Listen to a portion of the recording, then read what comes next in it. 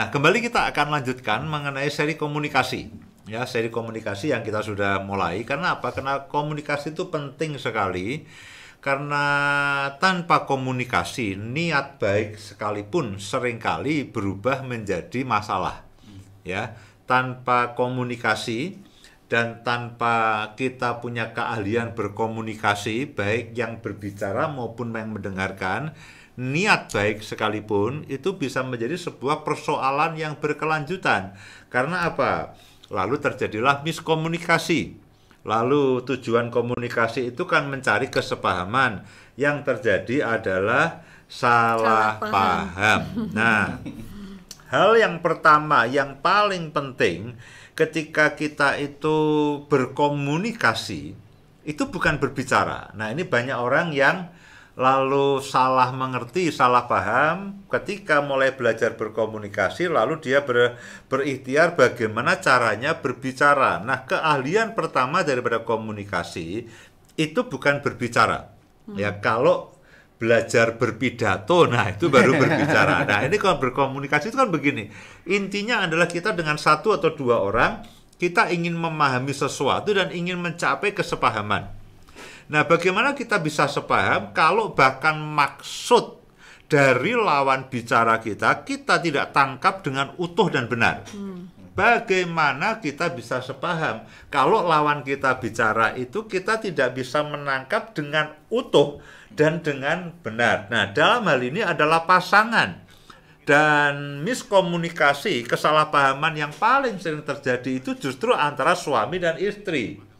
Kalau antara atasan dan bawahan, bawahan mah nganut saja. Pokoknya atasan benar ya. Tapi dalam konteks suami istri tidak seperti itu. Nah, jadi keahlian pertama yang kita harus pelajari adalah bagaimana belajar mendengarkan untuk sampai paham, sampai utuh, sehingga kita menangkap seutuhnya dan menangkap sebenar-benarnya dari maksud lawan bicara kita atau pasangan kita. Nah, kadang-kadang kita ini seringkali justru dengan orang lain mau mendengar, orang lain curhat kita dengar, tapi kalau istri atau suami ingin bicara, kita pikir ya semua baik-baik saja. Ya, kita pikir pasangan kita bukan orang yang butuh kita beri ruang dan beri waktu untuk dia curhat. Orang lain kita beri waktu, kita beri ruangan, tapi pasangan kita tidak beri. Dan kita pikir baik-baik saja, ya. Kita tidak peduli dengan apa yang menjadi isi hati dan apa yang dipikirkan oleh pasangan kita, ya. Nah, minggu lalu kita sudah berbicara kenapa sih orang itu tidak mau mendengarkan. Ada banyak masalah, ya, orang tidak sabar, orang tidak suka mendengar keluhan, waktunya tidak tepat, orang tidak siap mendengarkan usulan. Ada juga yang balas dendam. Loh, kenapa balas dendam? Saya kalau ngomong juga dia nggak mau dengar, Pak.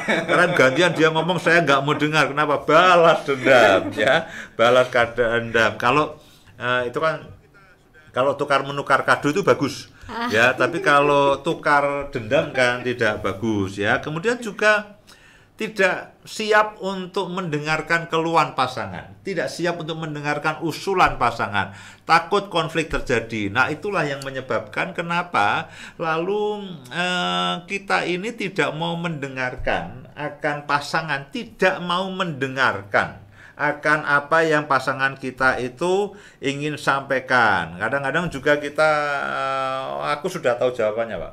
Ini diulang-ulang terus. Keluhan ini diulang-ulang. Jadi kita malas.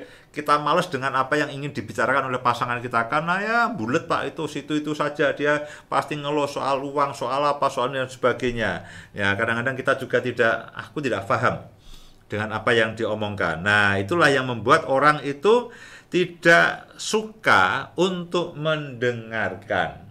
Nah, yang berikutnya adalah orang tidak suka mendengarkan omongan daripada pasangan. Ya tidak suka mendengarkan dari pasangan. Karena apa? Mungkin pasangannya banyak komplain, banyak nasihat, ada tuduhan, ada hal-hal yang menyakitkan, kemudian juga ada hal yang sifatnya terus diulang-ulang dan sebagainya. Nah, itu juga membuat kita tidak suka mendengarkan apa yang disampaikan. Kalau yang tadi kayak gini, kita tidak suka mendengarkan. Yang kedua, kita tidak suka apa yang disampaikan oleh pasangan kita. Dia tidak suka kalau pasangan kita berbicara.